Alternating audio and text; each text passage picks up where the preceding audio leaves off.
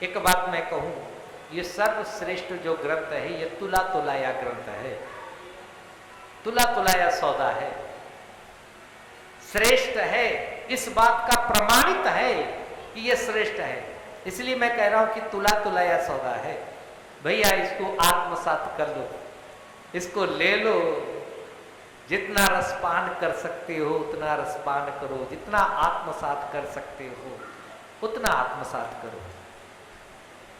क्योंकि जिस समय राजा परीक्षित की मुक्ति हुई और देवताओं ने जाकर के ब्रह्मा जी को कहा जाके, अरे कलयुग में पृथ्वी पर एक ऐसा ग्रंथ है, एक ऐसा ग्रंथ आ गया जो ये बात को प्रमाणित करता है कि जो उसको सुनेगा उसकी मुक्ति हो जाएगी।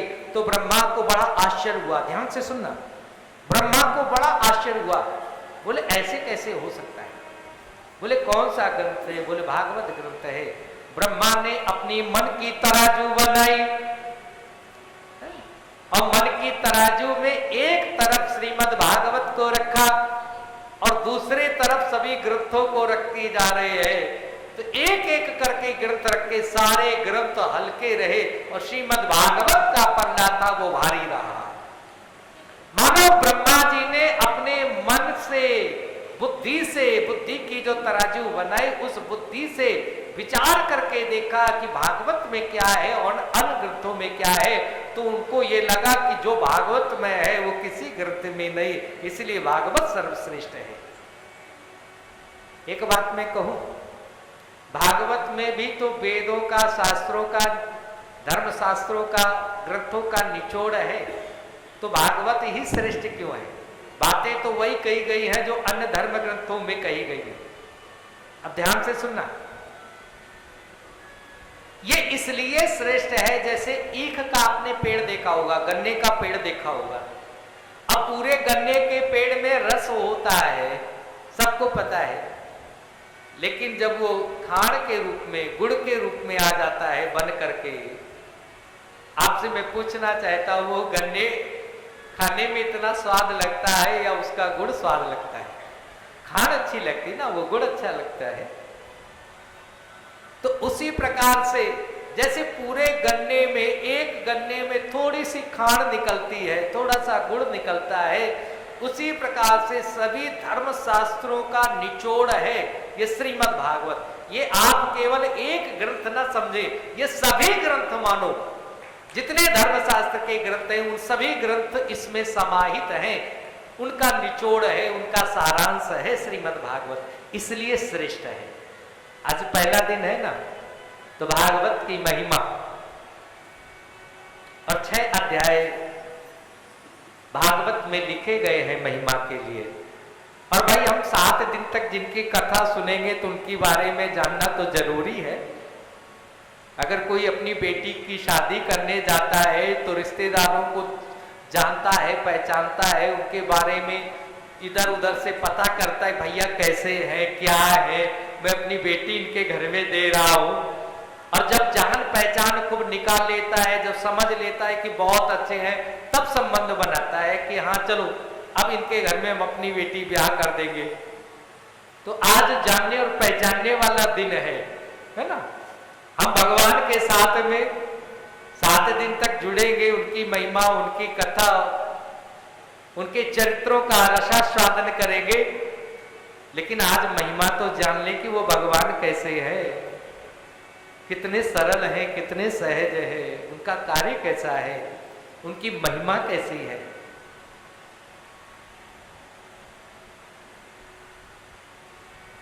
एक और घटना, श्रीमद् भागवत सर्वश्रेष्ठ है। जब देवताओं को आश्चर्य हुआ तो ब्रह्मा जी ने जब वो तौल करके देखा तो ब्रह्मा ने निश्चित कर दिया कि श्रीमद् भागवत श्रेष्ठ है। ये तो पहली बात। एक और घटना श्रीमद् भागवत में कही गई कि जिस समय राजा परीक्षित को सुखदेव स्वामी ये दिव्य रस पान कराने जा रहे थे, उस समय सभी देवता वहां पर एकत्र हुए और कहने लगे, सुखदेव स्वामी आप हमें कथामृत पिला दें और बदले बदले में राजा को स्वर्ग का अमृत हम प्रदान कर देते हैं। स्वर्ग का अमृत वो कलश लेकर के आए कि ये कलश में स्वर्गामृत है, ये राजा परीक्षित को पिला दो, फिर राजा परीक्षित की मृत्यु नहीं होगी। तो सुखदेव स्वामी ने कहा कि ये व्यापार तो मैं करता नहीं हूं, अदला बदली तो मैं करता नहीं हूं। हाँ, परीक्षित से पूछ लो, अगर परीक्षित चाहे तो ये अदला बदली कर सकते हैं। हमने तो राजा परीक्षित को कथा सुनानी है। तो परीक्षित ने कहा, महाराज आप हमें इन दोनों में, इनकी दोनों की विशेषता बताएं कि स्वर्गामृत कैसा है और कथामृत कैसा है। तो सुखदेव स्वामी ने थोड़े शब्दों में जो कहा वो मैं आप तक पहुंचाना चाहता हूं, ध्यान से सुनना। सुखदेव स्वामी कहते हैं, राजन, जो स्वर्गामृत है उसको तो स्वर्ग के देवता ही प्राप्त करना चाहते हैं। हमारे भारत के जो सिद्ध साधक मुनि गण हैं, जो श्रेष्ठ लोग हैं, वो तो परमात्मा की चरणों की रज प्राप्त करना चाहते हैं। वो स्वर्गामृत की कभी भी कामना नहीं करते। कहते प्रभु अपने चरणों से मुझे लगा करके रखना, मुझे कोई स्वर्ग की कामना नहीं है। बोले स्वर्ग के जो सिद्ध साधक लोग होते हैं वो स्वर्गामृत ना ही प्राप्त करना चाहते हैं और ना ही स्वर्गामृत की कभी अपने मुंह से प्रशंसा करते हैं, जो श्रेष्ठ लोग होते हैं। और बोले कथामृत, बोले कथामृत को तो सिद्ध साधक लोग भी प्राप्त करना चाहते हैं और कथामृत के लिए तो बहुत बहुत प्रशंसा करते हैं कथामृत की। तो राजा परीक्षित ने उन देवताओं से कहा कि आप विनिमय करने के लिए तो आए हो, आप अदला बदली करने के लिए आए हो, आप व्यापार करने के लिए आए हो, लेकिन आप जो लेकर के आए हो वो वस्तु आपकी बहुत तुच्छ है। बोले आप तो मणि के बदले कांच का कोई गोला देना चाहते हो। मतलब स्वर्गामृत की तुलना कांच के गोले से कर दी और कथा की तुलना एक मणि से कर दी। बोले आप मणि प्राप्त करना चाहते हो लेकिन बदले में कांच का गोला दे रहे हो, इसलिए मैं अपनी कथामृत तुम्हें नहीं प्रदान कर सकता हूं। देवता खींच करके गए। तो ये श्रीमद् भागवत कथा है, जितना श्रवण करो। देखिए 4 इसके सोपान है, श्रवण, मनन, चिंतन और निनिध्यासन। अभी कथा आएगी तो मैं बताऊंगा कि चिंतन कैसे करें, मनन कैसे करें और निनिध्यासन कैसे करें। तो भागवत बहुत श्रेष्ठ है।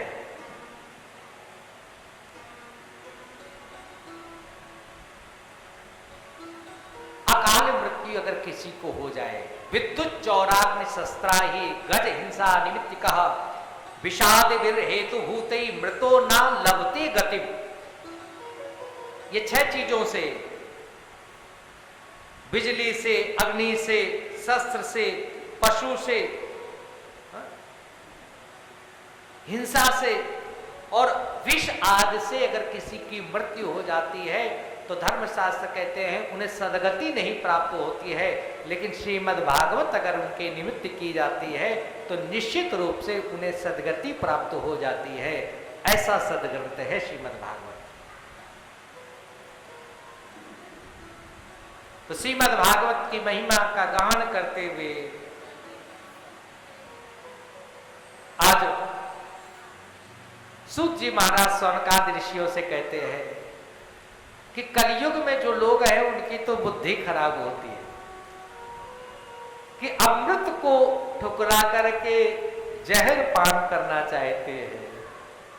अमृत है यहाँ पर भगवान का ये दिव्य ग्रंथ, लेकिन इसको श्रवण नहीं करना चाहते हैं। घर धंधे में लगे रहेंगे, दुनियादारी में फंसे रहेंगे, लेकिन भगवान की कथा नहीं प्राप्त करना चाहते हैं। क्योंकि कलयुग में लोगों की जो बुद्धि है वो खराब हो जाती है। ये मैं नहीं कहता हूं, श्रीमद् भागवत में लिखा है। मिथ्यारंभ दम भरत जोई, ताकर संत कहां सब कोई। लोग मिथ्या आचरण करते हैं, अंदर कुछ होते हैं, बाहर कुछ दिखाते हैं। अंदर और बाहर एक रूपता नहीं होती लोगों में। बोले लोग मतिमंद होते हैं कलयुग में, कर्तव्य का उन्हें बोध नहीं होता है, और लोग आलसी होते हैं और अपनों से अपने लोग सलाह नहीं लेते हैं। तरुणी प्रभुता के श्याल को बुद्धिदायका, भागवत में लिखा है। मैं भागवत की बात करूंगा, अगर किसी के ऊपर घटे तो मुझे माफ करना। तरुणी प्रभुता के श्याल को बुद्धिदायका। बोले कलयुग में क्या होगा? बोले घर में जो श्रीमती जी आएंगी, अभी नहीं ना घर के बारे में पता है, ना उनके कुल के बारे में पता है, ना खानदान के बारे की मर्यादा के बारे में पता है, लेकिन भैया कलयुग है, आते आते ऐसा कब्जा करती है, अपनी ही चलाती है। तरुणी प्रभुता के है। और फिर बोले घर में किसकी चलेगी? ने बाबूजी की बिल्कुल नहीं चलेगी। अगर पति को कुछ बात करनी है कि हमने कहीं फैक्ट्री डालनी है, हमने कुछ काम धंधा करना है, हमने कुछ अच्छा बिजनेस करना है, तो अपने पिता से बात ना करके सीधे साले साहब के पास जाएंगे। श्याल को बुद्धिदायका, उससे बुद्धि मांगेंगे जाके, उससे विचार करेंगे जाकर के। आप देखो कलयुग में यही हो रहा है, यही हो रहा, घर घर में हो रहा, जन जन में हो रहा। किसी ने बड़ी सुंदर पंक्तियां लिखी, विनोद की है थोड़ी। किसी ने कहा बापू जी तो 60 वर्ष के हो गए ना, बुढ़े हो गए, सठिया गए, अब छोड़ो ही नहीं,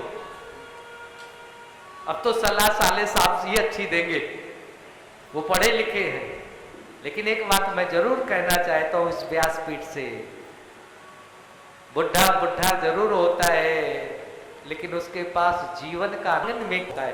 भले वो स्कूल की पढ़ाई उतनी आज जितनी ना हो, लेकिन जीवन के साथ जो उसने ठोकरें खाई है पग पग पर, और उसका जो उसे पका पकाया जो ज्ञान उसके पास में होता, अनुभव का जो ज्ञान होता है, वो अनुभव का ज्ञान पुस्तक के ज्ञान से भी बढ़कर के होता है।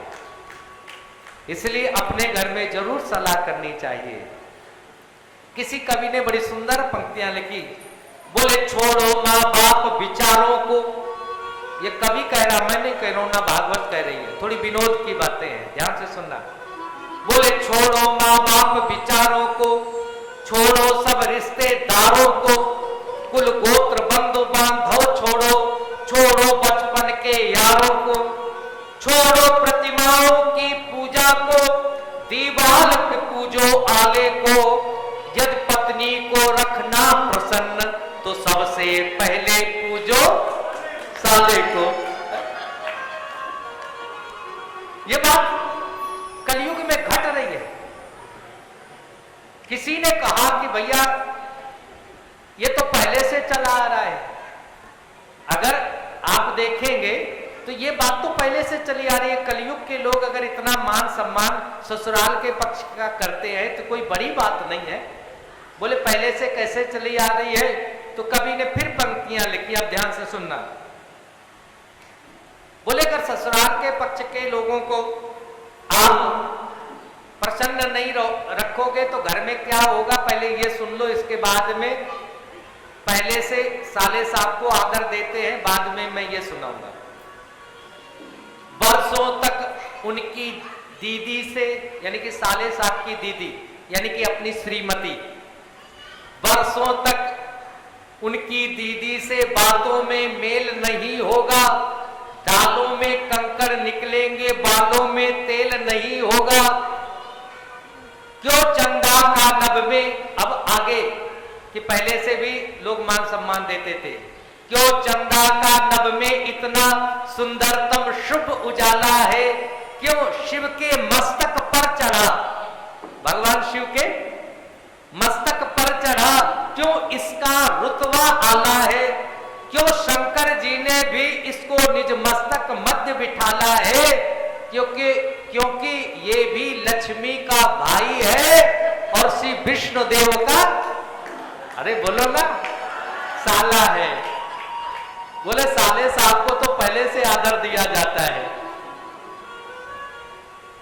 एक बात जरूर मैं इस व्यासपीठ से कहना चाहता हूं, आदर देना, मान देना, सम्मान देना, लेकिन जो घर में बड़े बुजुर्ग हैं, राय सबसे पहले उनसे ही मांगना। पिता कभी भी पुत्र के लिए स्वप्न में भी अहित नहीं सोच सकता है और ना ही अहित करता है। माता पिता कभी भी अपने पुत्रों के लिए अहित नहीं सोचते, ना ही करते हैं। इसलिए तो धर्मशास्त्रों में लिखा है, कुपुत्रो जाये तो क्वचिदपि कुमाता न भवति। पुत्र कुपुत्र हो सकता है, लेकिन माता कभी कुमाता नहीं होती है। इसलिए माँ बाप की जब तक है, और हमारे धर्मशास्त्रों में कहा कि जिनके घर में माँ बाप हैं, तो मान लेना परमात्मा को किसी ने देखा नहीं प्यारे। परमात्मा का प्रतिरूप ही माँ बाप होते हैं।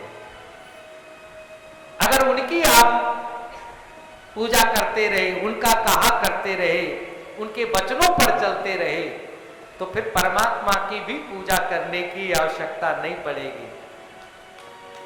उनकी पूजा कर लेना। एक बात और मैं कहना चाहता हूं, विचारणी बात है, ध्यान से सुनना। संसार के सभी संबंध, सभी रिश्ते हम यहां बना सकते दोबारा। अगर अपना कोई चाचा नहीं रहा तो पड़ोसी के चाचा को चाचा कह सकते हैं। ध्यान से सुनना। अपना ताऊ नहीं है ही नहीं, पहले से नहीं है, तो दूसरे किसी बड़े बुजुर्ग को ताऊ मान करके उसको ताऊ बना सकते। एक मित्र ने अगर मित्रता तोड़ दी, और मुझे बड़ा अच्छा लगा कि यहाँ पर हमारे एस.एस. अग्रवाल जी के एक मित्र, जिनकी मित्रता लगभग 40 साल से ज्यादा से है, और मेरठ से चल करके यहाँ पर आए हुए हैं, मैं नमन करता हूं इनकी मित्रता को। आज के संबंध तो ऐसे हैं, मतलब के संबंध होते हैं, और थोड़े दिन लोग उन संबंधों को मानते हैं, और इसके बाद में कहते हैं कि भाई मेरा तो अपना कोई नहीं, मेरा तो अपना रुपया है, पैसा है। लेकिन पहले के लोग ऐसे श्रेष्ठ लोग होते थे कि संबंधों को निभाने के लिए स्थान की दूरी नहीं। तो मैं जो बात कह रहा था कि पहले के जो लोग होते थे बड़े श्रेष्ठ लोग होते थे।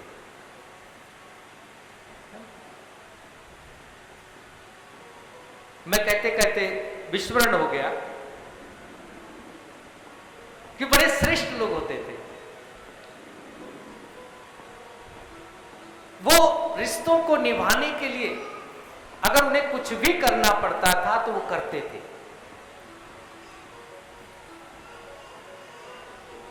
इसलिए याद आया, संसार के सभी संबंध हम दूसरे यहां बना सकते हैं, लेकिन माता पिता जीवन में केवल एक बार ही मिलते हैं, और उन्हें हमने नहीं बनाया, वो संबंध तो परमात्मा जोड़ करके भेजते हैं। इसलिए उस संबंध की मर्यादा और उस संबंध का मान सम्मान जितना हो सके जरूर करना। आइए एक छोटा सा भजन और आगे भगवान की दिव्य कथा।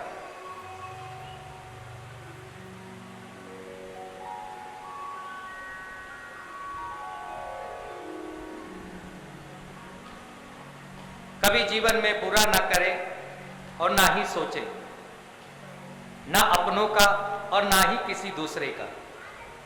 यही हमें धर्मशास्त्र, यही हमें भागवत कथा सिखाती है।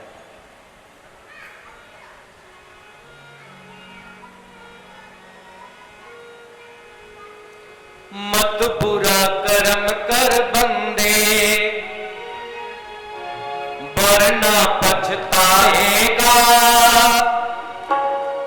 भगवान की नजर से तू बच ना पाएगा, तू ना बच पाएगा। मत बुरा कर्म कर बंदे, वरना पछताएगा, भगवान की नजर से तू बच ना पाएगा, तू ना बच पाएगा। अरे वो अभिमानी मत करना नानी, अरे वो अभिमानी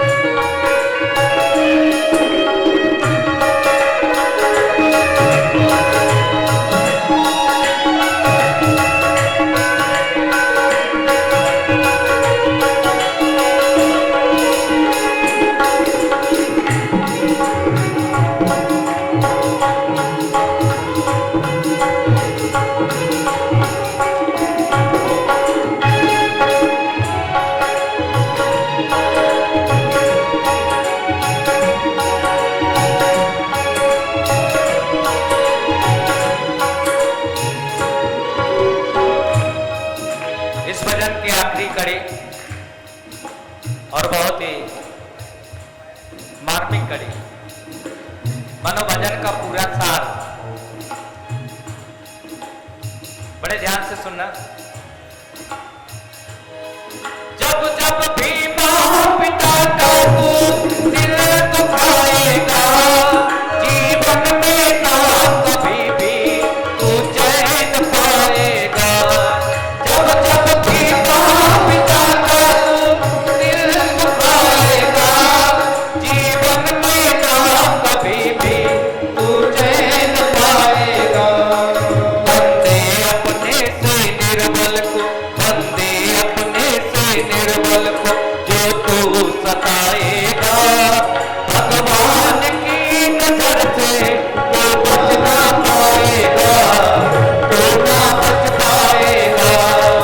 मत बुरा कर्म कर बंदे वरना पछताएगा, भगवान की नजर से वो बच ना पाएगा, तो ना बच पाएगा। अरे वो अभिमानी मत कर नादानी, अरे वो अभिमानी मत कर नादानी, मत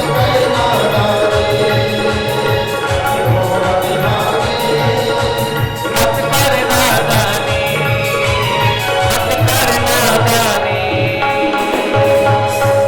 बोले के बिहारी लाल की, बोले भागवत भगवान की, बोले सद्गुरुदेव महाराज की।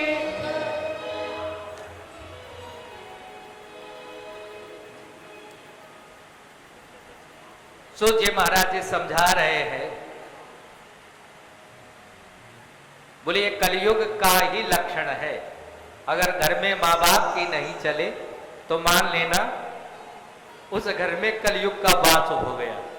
और कलयुग के वास को दूर करने के लिए एक ही संजीवनी काम करती है, वो गुरु मंत्र का ज्यादा से ज्यादा जाप करे, प्रभु का स्मरण करे, प्रभु का भजन करे। क्योंकि जहां भगवान वहां कलयुग रह नहीं सकता है। जहां राम तहाँ काम नहीं, जहां काम नहीं राम, तुलसी कैसे रह सके, रवि रजनी एक ठाम। एक बार सेट करके छोड़ दो इसे, अभी सेट नहीं है, इसे सेट करो और छोड़ दो, बार बार मत छेड़ो।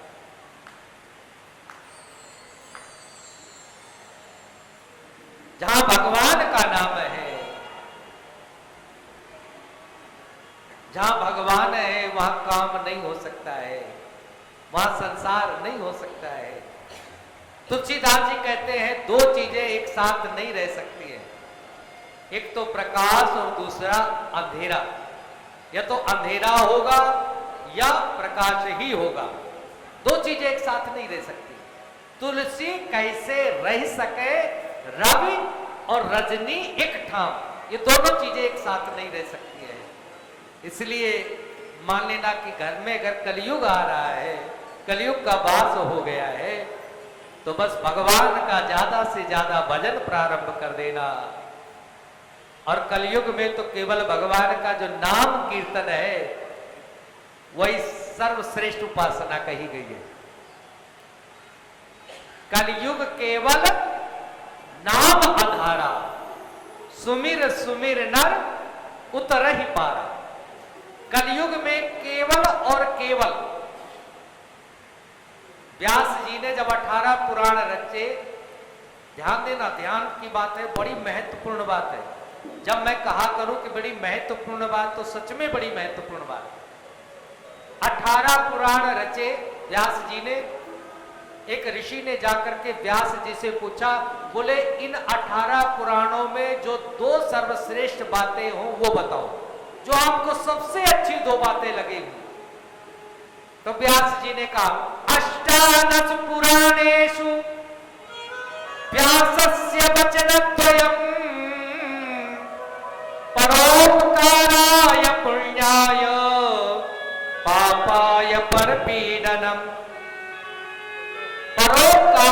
समान कोई पुण्य काम नहीं है और किसी को पीड़ा देना इससे बड़ा कोई संसार में पाप कर्म नहीं है।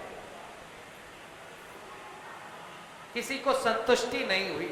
एक दूसरे ऋषि वहां बैठे थे, बोले आपने 2 बातें बता दी, अब अच्छा मैं आपसे पूछना चाहता हूं कि आप एक ही बात बताएं जो आपको सर्वश्रेष्ठ लगी हो 18 पुराणों में। तो व्यास जी ने कहा कि मैं सत्य कहूं? तो व्यास जी ने हाथ ऊपर उठा करके हरे नाम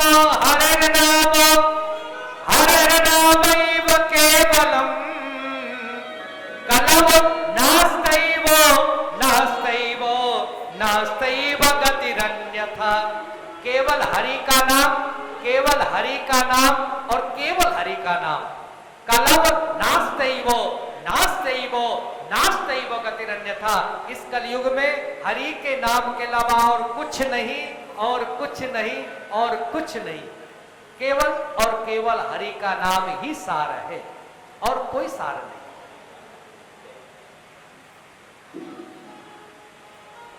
मीरा जी कहती है ना, पायो जी मैंने कौन सा रतन धन? राम रतन धन पायो। नानक जी क्या कहते हैं? नानक दुखिया सब संसारा, सोई सुखिया जाके नाम आधारा। जिसके पास में नाम का खजाना है वही सुखी है प्यारे, और वही श्रेष्ठ है।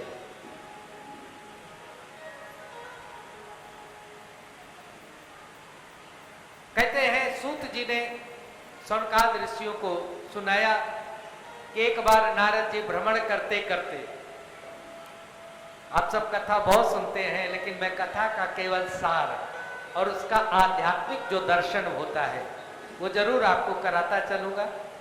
और बाद बाकी जैसा हमने अपने परम पूज्य प्रातः स्मरणीय सदगुरुदेव महाराज जी के चरणों में बैठ करके जो सीखा है, जो उनसे सुना है, समझा है, उसी के अनुसार मैं आप सबको श्रीमद् भागवत, क्योंकि कथाएं तो बहुत लंबी चौड़ी कर करके प्रवक्ता लोग कहते हैं, लेकिन कथा का सार क्या है, उसका आध्यात्मिक पक्ष क्या है, उस कथा से आज के समय में हमें वर्तमान में क्या सीख लेनी चाहिए, हमारा जीवन अब कैसे, आगे का जीवन कैसा होना चाहिए, मैं समझता हूं ये बहुत जरूरी है।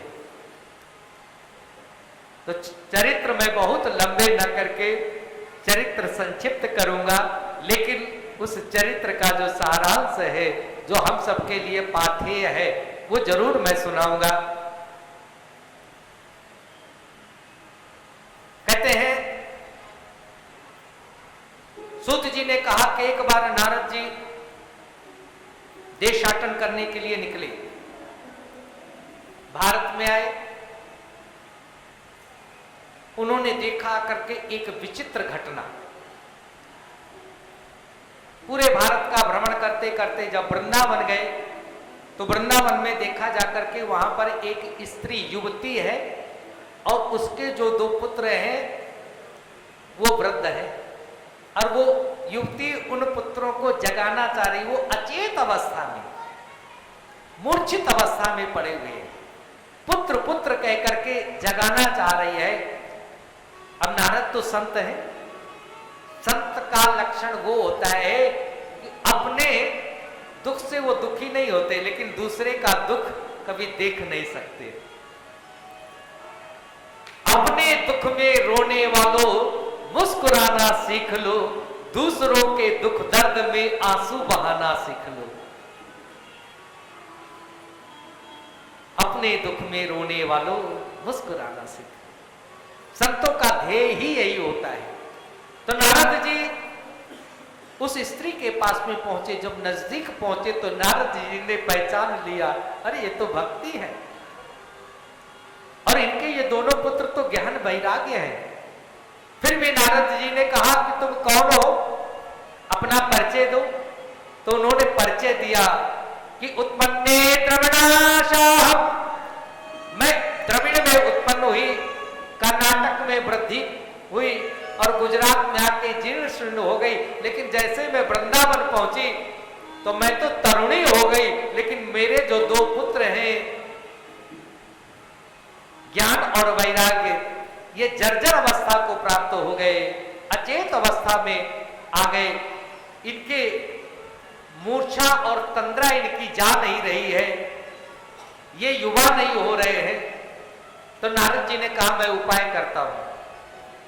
गीता का पाठ, अन्य धर्म ग्रंथों का जो पाठ था नारद जी ने प्रारंभ किया, वेदों का पाठ सुनाया, सभी धर्मशास्त्रों का पाठ सुनाया, लेकिन जब फिर भी उनकी मूर्छा नहीं जगी, थोड़ी सी जम्भाई लेते, उठ के बैठते और फिर वैसे मूर्छित होकर के लेट जाते।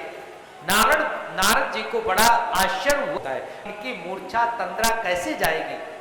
जो मंत्र जानते थे सारे मंत्र पढ़ लिए। नारद जी ने कहा आप निश्चित रहे, तम तो भक्ति प्रियातस्य सततम प्राणतोधिका, तुम तो भगवान की सबसे प्रिय भक्ति हो। त्वया भूतस्तु यात नीच ग्रहे स्वपी, अरे तुम जहां जाकर के बैठ जाती तो भगवान तो नीच के घर में भी चला जाता है। तुम तो बहुत प्रिय हो भगवान को, तुम चिंता मत करो, मैं तुम्हारा ये कष्ट जरूर दूर करूंगा। अब मैं किसी से उपाय पूछ करके आता हूं। अब नारद जी उपाय पूछने के लिए चलते हैं। अब नारद जैसा ज्ञानी देवर्षि है, देवों के ऋषि है, किसी आश्रम में जा रहे हैं तो महात्मा जी को पता लगा है कि नारद जी हमसे कुछ पूछने के लिए आए हैं, तो महात्मा जी अपने शिष्यों को कह देते हैं कि कह दो नारद जी थे कि आज हमारे गुरुजी मौन धारण किए हुए हैं। बोले इनको मैं क्या बताऊंगा, उससे अच्छा है कि हम मौन ही हो जाए। कुछ तो अपना आश्रम छोड़ करके बाहर बैठ गए, जाकर के इधर उधर हो गए। नारद जी को कोई कहीं नहीं मिला। नारद जी घूमते घूमते बद्रिकाश्रम में गए तो वहां पर उनको 4 भाई अपने मिले। कौन? सनकादि भाई, सनत, सनंदन, सनातन कुमार। छोटी सी अवस्था है, 5 वर्ष की अवस्था है, और भगवान के भजन में, आनंद में, ब्रह्मानंद में मगन है।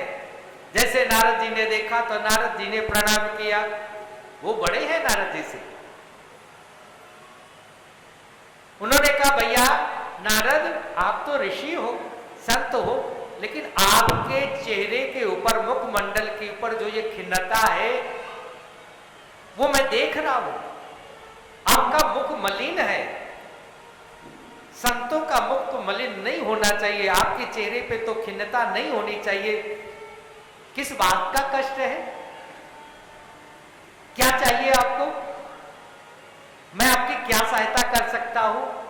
जब उन सनातन कुमारों ने कहा तो देवर्षि नारद ने कहा भैया मैं तो खोज ही रहा था, तो भगवान की कृपा है कि आप मुझे मिल गए। नारद ने कहा मेरा अपना कोई कष्ट नहीं है, मेरा अपना कोई दुख नहीं है, मैं कुछ नहीं चाहता हूं, लेकिन मुझे तो भक्ति का दुख देखा नहीं गया। वृंदावन में भक्ति पड़ी हुई है, वो तो युवती है, और वृंदावन में भक्ति आज भी युवा है। भारत का कोई भी ऐसा राज्य या कोई भी ऐसा नगर नहीं है जहां का एक रिक्शा चालक भी राधे राधे कहता हो और सेठ जी भी राधे राधे कहते हो। वहां का रिक्शा चालक भी बोलेगा राधे राधे, अगर उसे जगह लेनी है, साइड मांगनी है। वृंदावन के वृक्ष को मर्म न जाने को, डाल डाल और पात पात से राधे राधे होए। एक एक अणु और परमाणु से वहां राधे राधे होता है। तो नारद जी ने कहा मेरा कोई दुख नहीं है, लेकिन उनके ज्ञान वैराग्य जो पुत्र मूर्छित पड़े हैं उनके लिए कोई साधन आप बता दें, कोई युक्ति बता दें। तो सनकादि कुमारों ने कहा कोई युक्ति नहीं, केवल एक ही युक्ति है, वो है श्रीमद् भागवत महापुराण। नारद जी को यहां पर विस्मय हुआ, अचंभा हुआ, आश्चर्यचकित हुए। बोले श्रीमद् भागवत पुराण में भी तो वही है जो सभी धर्म ग्रंथों में है, लेकिन यहां पर फिर वही उत्तर जो मैंने अभी थोड़ी देर पहले आपसे कहा था कि जैसे ईख के पेड़ में जो खाड़ होता वो श्रेष्ठ होता है, जैसे पूरे इस आम के पेड़ में जो सर्वश्रेष्ठ क्या होता है, इसका जो फल होता है वो श्रेष्ठ होता है। आम का तना खाओगे तो मजा नहीं आएगा, इसके पत्ते खाओगे मजा नहीं आएगा, इसके फूल खाओगे तो मजा नहीं आएगा। मजा कब आएगा, आनंद कब आएगा? और ये तो सभी फलों का राजा होता है ना आम। तो ये मजा कब आता है, जब हम आम खाते हैं। तो उसी प्रकार से श्रीमद् भागवत तो पका पकाया ये फल है, सभी ग्रंथों का निचोड़ है, सार है। इसके बाद में कहते हैं, देखिए अब और ध्यान से सुनना मेरी बात। निश्चित तो हो गया, बोले आप भागवत कथा सुनो। नारद जी ने कहा आपसे बढ़कर के ज्ञानी ध्यानी और कौन हो सकता है, आप ही हमें सुना दो, आप बड़े भैया भी हैं। सनत कुमारों ने कहा मैंने तुम्हारा निमंत्रण स्वीकार कर लिया। तो नारद जी ने कहा कथा फिर चलो वृंदावन में। बोले वृंदावन नहीं, थोड़ा आप आ जाना, थोड़ा मैं ऊपर से उतर आऊंगा बद्रीनाथ से, और कथा हमारी होगी हरिद्वार में। आनंद नाम का एक तट है गंगा जी का, वहां पर बहुत विशाल बरगद का पेड़ है, वहीं पर बैठेंगे बरगद की छाव में, नीचे सुंदर गंगा जी की रेत होगी, न गलीचे की जरूरत न गद्दी की जरूरत, रेत में बैठ करके सब आनंद के साथ में वहां पर आनंद तट पर सुनेंगे। नारद जी को बड़ा सुंदर स्थान लगा, और मैं आपको इस व्यास गादी से बता देना चाहता हूं, कथा उसी आनंद तट पर हुई, संकल्प वहां लिया गया, और भक्ति महारानी चल करके आई, उनके पुत्र दोनों अचेत वृंदावन में पड़े थे। लेकिन जैसे कथा पूर्ण हुई उसी समय कहते हैं कि उनके जो दो पुत्र ज्ञान और वैराग वृंदावन में अचेत पड़े थे, उनकी मूर्छा समाप्त हो गई और वो युवा हो गए, और वो भी नृत्य करते करते वहां पर पहुंच गए। तो ये है श्रीमद् भागवत कथा का लाभ। यही सुनने से लाभ नहीं मिलता, अगर आप संकल्प करेंगे तो हजारों कोस दूर आपका कोई अपना होगा, उसको भी लाभ मिलता है। वेद में एक मंत्र आया, तन्मे मनः शिव संकल्प मस्तु। अगर कोई हम संकल्प मन में लेते हैं तो निश्चित रूप से उस मन का जो शिव संकल्प होता है वो जरूर पूर्ण होता है। गंगे गंगे यो ब्रूयात यो जनानाम सतैरपि मुच्यते सर्व पापेभ्यो विष्णुलोकम स गच्छति। अगर कोई गंगा का नाम लेते हुए 100 कोस दूर से भी अगर गंगा का नाम लेते हुए, गंगा यहाँ से 100 कोस दूर हो तो भी अगर हम यहाँ गंगा का नाम लेते हुए स्नान करें या आचमन करें या गंगा को प्रणाम करें, तो गंगा की पवित्रता और गंगा का आशीर्वाद यहाँ से भी मिल जाता है। अरे भगवान तो करोड़ों करोड़ों योजन दूर बैठा हुआ, कहाँ बैठा हुआ है कुछ पता नहीं, और हम लोग तो यहीं से भगवान को प्रणाम करते, वो प्रणाम भी उस तक पहुंच जाता है। पहुंचता है कि नहीं? पहुंचता है।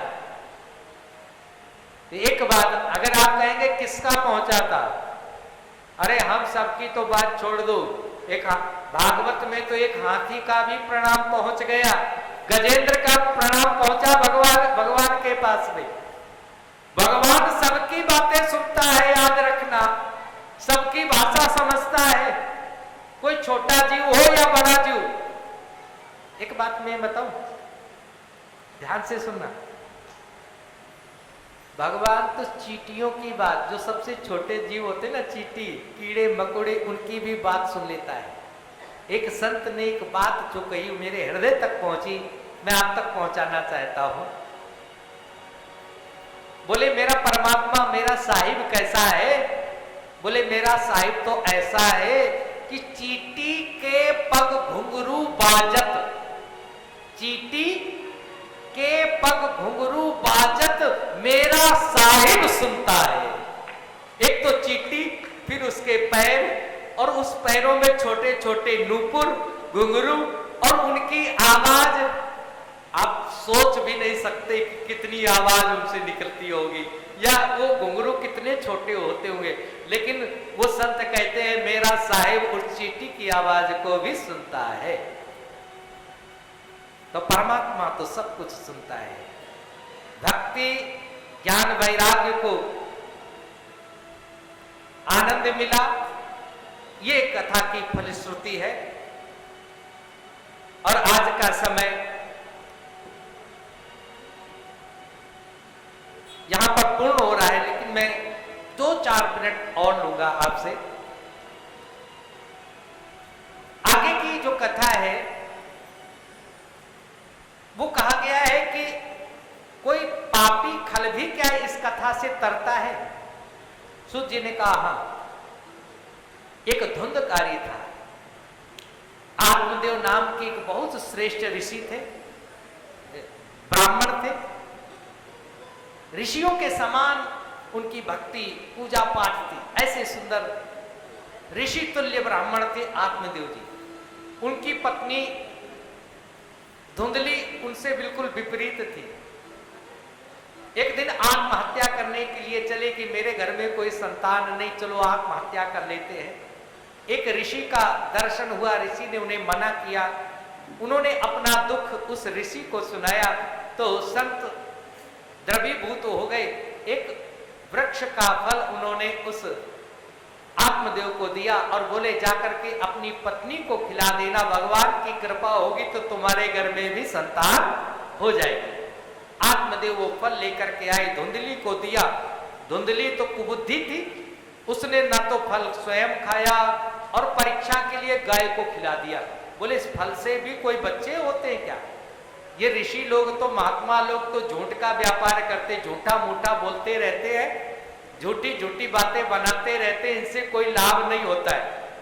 चलो मैं देख लेती हूं क्या लाभ होगा। तो गाय को वो फल खिला दिया और अपनी बहन का छोटा बच्चा लेकर के पूरे नगर में ढिंढोरा पिटा दिया कि मेरा बच्चा हुआ। आत्मदेव जी से, भागवत में लिखा है, 9 महीने तक आत्मदेव जी से भी उसने कह दिया कि खबरदार, आज के बाद तुम घर के अंदर नहीं आओगे, बाहर ही बैठ करके तप करना अपना। आत्मदेव तो बहुत श्रेष्ठ थे, बाहर पूजा पाठ करते रहे। वो सगर्भा पेट के ऊपर कुछ कपड़ा लपेट करके, मोटा पेट करके रहने लगी। सब लोग समझने लगे कि कुछ इसके यहाँ संतान आने वाली है। और जब 9 महीने पूर्ण हुए तो अपने बहन का पुत्र मंगा करके पूरे नगर में शोर मचा दिया कि मेरे पुत्र हुआ है। जब कुछ बड़ा हुआ तो आत्मदेव ने नामकरण संस्कार करना चाहा। उसने कहा मेरा नाम धुंधली और मेरे पुत्र का नाम धुंधकारी होगा। आत्मदेव ने बहुत समझाया, लेकिन धुंधली ने बिल्कुल एक बात भी नहीं मानी। उधर कहते गाय का भी पुत्र हुआ। आज उसके कान बड़े बड़े थे और पूरा शरीर मनुष्य का था। तो जैसे आत्मदेव के यहाँ तो मेला लगने लगा, बोले देखो कैसा सौभाग्य, अभी तक कोई संतान नहीं थी, अब तो इनके घर के गाय भी पुत्र देने लगी है? क्या नाम होगा? आत्मदेव जी ने कहा इसके कान बड़े हैं इसलिए इसका नाम गोकर्ण होगा। यथा नाम तथा गुण। गोकर्ण तो बहुत ज्ञानी ध्यानी थे, आत्मा की बात भगवान की बात करते थे। और धुंधकारी इतना खल दुष्ट हुआ, सारी घर की संपत्ति समाप्त कर दी, जुआ खेल लिया, शराब पी लिया, जो नहीं करना चाहिए वो किया। उसने सब कुछ गलत काम करके सारी धन संपत्ति सब कुछ समाप्त कर दी। आत्मदेव जी बड़े दुखी हुए। गोकर्ण ने उन्हें ज्ञान दिया, पिता तुम घर की आसक्ति में क्यों लगे हुए? देहेस्तिमांस रुद्रा अभिमति त्यजत्वाम। तुम आत्म बुद्धि में, इस देह बुद्धि में क्यों ममता कर रहे हो? कौन तुम्हारा पुत्र, कौन अपना, कौन सगा? जंगल जाकर के आत्म कल्याण करो। आत्मदेव को तो ज्ञान हो गया, वो तो जंगल चले गए और जंगल जाकर के उनका आत्म कल्याण हो जाता है। भक्ति करते करते भगवान में विलीन हो जाते हैं। और इधर धुंधली जो पुत्र मोह में बंधी हुई थी, एक दिन पुत्र ने जब धन मांगा तो उसने मना किया, तो पुत्र ने उसके जो आभूषण थे, कंगन थे, हार थे, सारे उतार लिए और उसको लातों से जब पीटा। आज धुंधली को पश्चाताप हुआ, ये मेरा पुत्र है या कुपुत्र है, मैंने कितने लाड़ प्यार से इसको रखा, इसने तो मेरे आभूषण तक बेच दिए, कुछ नहीं रखा। धुंधली रात में लज्जा के कारण से घर में रात्र में निकली और एक कुएं में जाकर के गिर करके अपनी जीवन लीला उसने समाप्त कर दी। इसने अब ये स्वच्छंद हो गया, 5 वेश्याओं को घर में रख लिया और ये चोरी करने लगा। एक दिन बड़ा डाका डाला, कहते हैं उन 5 वेश्याओं ने मिल करके इस धुंधकारी को मार दिया, इसके मुख में जलते हुए अंगारे डाल करके इसको मार दिया। बहुत समय व्यतीत हो गया। एक दिन गोकर्ण जी महाराज वहां पर जब आए और उन्होंने देखा रात्रि के समय जब सो रहे थे तो वो प्रेत बन करके वो धुंधकारी आया, रोने लगा, कहने लगा भाई मेरी मुक्ति कराओ। तो गोकर्ण ने कहा तुम्हारा ये हाल कैसे हुआ? तब उसने सब बात बताई कि मैंने तो जो ब्रह्मत्व हमें प्राप्त हुआ था, जो श्रेष्ठता प्राप्त हुई थी, मैंने उसका सदुपयोग नहीं किया, मैंने गलत कार्य किए इसलिए मुझे प्रेत योनि मिली, मेरी अकाल मृत्यु हुई इसलिए मुझे प्रेत योनि मिली, बड़ी पीड़ा होती है, आप मुक्ति कराएं, आप मेरे बड़े भाई हैं। इसके बाद में भागवत में लिखा है कि प्रेत योनि से मुक्ति दिलाने के लिए गोकर्ण जी ने भगवान सूर्य की उपासना की और सूर्य भगवान ने कहा कि श्रीमद् भागवत कथा सुनाओ, और तब श्रीमद् भागवत कथा गोकर्ण जी ने पूरे नगर के लोगों को सुनाई। लेकिन धुंधकारी की मुक्ति हुई और नगर के किसी लोगों की मुक्ति नहीं हुई। इस पर गोकर्ण जी ने जब विष्णु दूतों से पूछा आप एक रथ लेकर के क्यों आए हैं, आप एक सिंहासन लेकर के क्यों आए, तब उन्होंने कहा कि जैसा श्रवण मनन चिंतन और निनिध्यासन तुम्हारे इस धुंधकारी ने किया है, भाई ने किया, वैसा किसी ने नहीं किया। देखिए अभी मैं कह रहा था ना, श्रवण मनन चिंतन निनिध्यासन, श्रवण तो हम सब लोग करते हैं, लेकिन बाद में मनन भी करना कि आज क्या बताया गया, और इसके बाद में चिंतन भी करना कि क्यों बताया गया, ये हमारे लिए उपयोगी है कि नहीं है। और इसके बाद में अगर मान लेना कि हाँ उपयोगी है, तो अगला जो चौथा चरण है निनिध्यासन, वो जरूर करना। निनिध्यासन का अर्थ है जीवन में उतारना। अगर भक्ति के बारे में कहा जाए तो भगवान की भक्ति उतारे, ज्ञान के बारे में कहा जाए तो ज्ञान उतारे। इसके बाद में कहते पुनः गोकर्ण जी ने कथा सुनाई, इस बार सब मुक्त हुए, सब भगवान के धाम में गए। ये भागवत श्रीमद् भागवत की ऐसी ही कथा है, जो श्रद्धा और भक्ति के साथ में सुनता है उसको जरूर मुक्ति मिलती है। इस कथा का आध्यात्मिक पक्ष ध्यान से सुनना। आत्मदेव जी क्या है? आत्मदेव हम सभी जीव हैं। और ये धुंधली क्या है? ये कुबुद्धि है जो हम सबके अंदर रहती है। अगर हम कुबुद्धि के अनुसार कार्य करेंगे तो परिणाम क्या होगा? कुबुद्धि की बात मानेंगे तो परिणाम क्या होगा? धुंधकारी होगा। कुबुद्धि का बेटा है ना धुंधकारी। धुंधकारी किसका बेटा है? धुंधली का। तो धुंधली क्या है? कुबुद्धि है। और जब हम सुबुद्धि का उपयोग करेंगे, श्रेष्ठ बुद्धि का उपयोग करेंगे, तो उसका परिणाम क्या होगा? गोकर्ण जी महाराज होंगे, उसका परिणाम श्रेष्ठ होगा। यही इस कथा का सारांश है। जितना हो सके अच्छी कार्यों में, अच्छे श्रेष्ठ कार्यों में आप लगें। यही हमें श्रीमद् भागवत कथा सुनाती है, सिखाती है। आइए आज की कथा का विश्राम यहीं पर हम करते हैं। और इस कथा के बारे में ये 6 जो अध्याय है यहीं पर पूर्ण भी होते हैं, क्योंकि 6ठे अध्याय में कहा गया है कि कथा की विधि कैसी होनी चाहिए और कहाँ कथा करनी चाहिए। तो एक ही बात कही गई कि कथा सर्वश्रेष्ठ जो कहा गया है वो तीर्थ में और भगवान के मंदिर में। तो भाई हम सबका ये तीर्थ भी है, आप सबका तीर्थ है।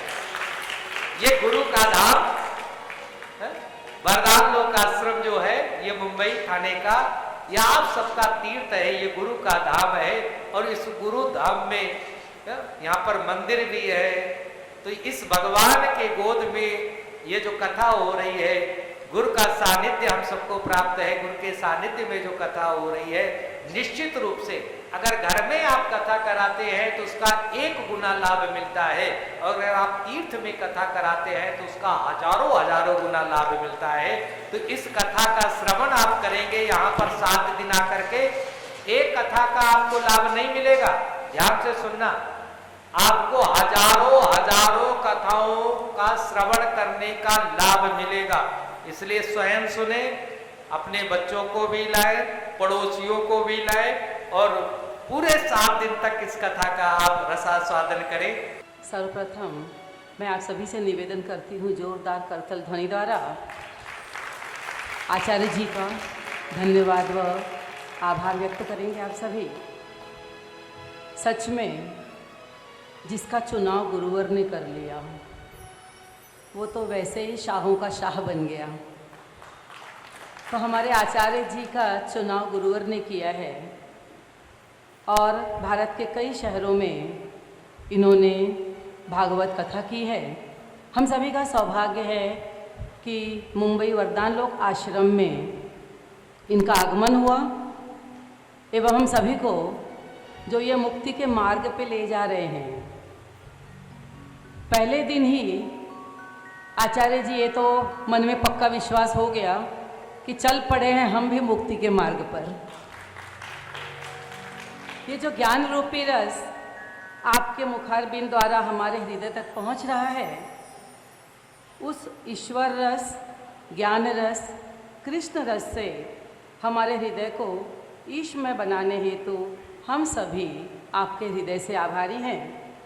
आगामी दिवसों में इस कथा का आनंद दिनों दिन बढ़ता जाएगा। इसलिए विश्व जागृति मिशन वरदान लोक आश्रम की ओर से मैं आप सभी से निवेदन करती हूँ कि जो आनंद आप ले रहे हैं वो आप अपने तक सीमित मत रखिए।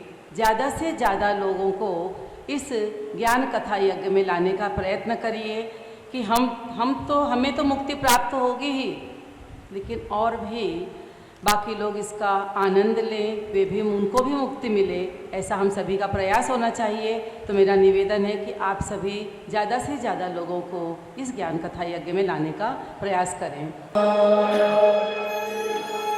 Hare